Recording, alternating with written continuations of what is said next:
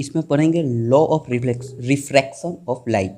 जैसे आपने पढ़ा था law of reflection of light, लेकिन यहाँ रिफ्रैक्शन है, तो उसमें भी दो लॉ था, इसमें भी दो लॉ है, जिसको आप ध्यान दीजिएगा। फर्स्ट लॉ क्या कहता है?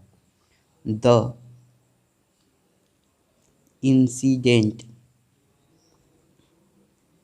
रे, the refracted ray and the normal to the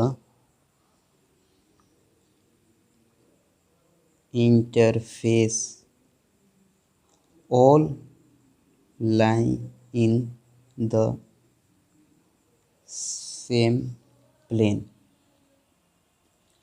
जैसे आप इसमें देखिए all line in the same plane, जो ये इंसिडेंट है, ठीक है, और ये रिफ्रैक्टिव इंडेक्स है। जैसे ये इंसिडेंट हुआ, ये रिफ्लेक्टेड हुआ, ये नॉर्मल हुआ, जो तीनों चीज़ है एक सेम प्लेन पे ही लाई कर रहा है इस पे, और एक सेम पॉइंट पे, ठीक है। आप ये रिफ्लेक्शन में भी पढ़े थे, इंसिडेंट रे, रिफ्लेक्टेड रे और नॉर्मल सभी एक पॉइंट पे लाई करता है, उसी को ये सेकेंड लॉ ऑफ रिफ्लेक्शन बोला जाता है। लेकिन रिफ्रैक्शन में भी यही है, फर्स्ट लॉ यही कहलाता है, जिसमें incident ray, reflected ray and normal एक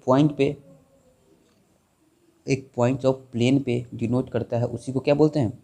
first law of refraction of light. Second, the ratio of sine of angle of incidence to the sine of ये साइन है, ठीक है, टू द ये sine of angle of refraction is a constant for ये light of a given color and for the given pair of media। जैसे आप इस पे बस इतना ही अगर ध्यान रखें तो कोई दिक्कत नहीं है कि ratio of sine of angle of incidence to the sine of angle of reflection.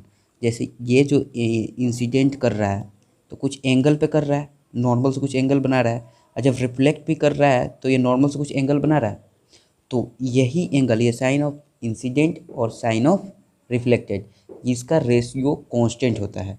तो आप यहाँ पे लिख सकते हैं sine I by sine R is equal to constant.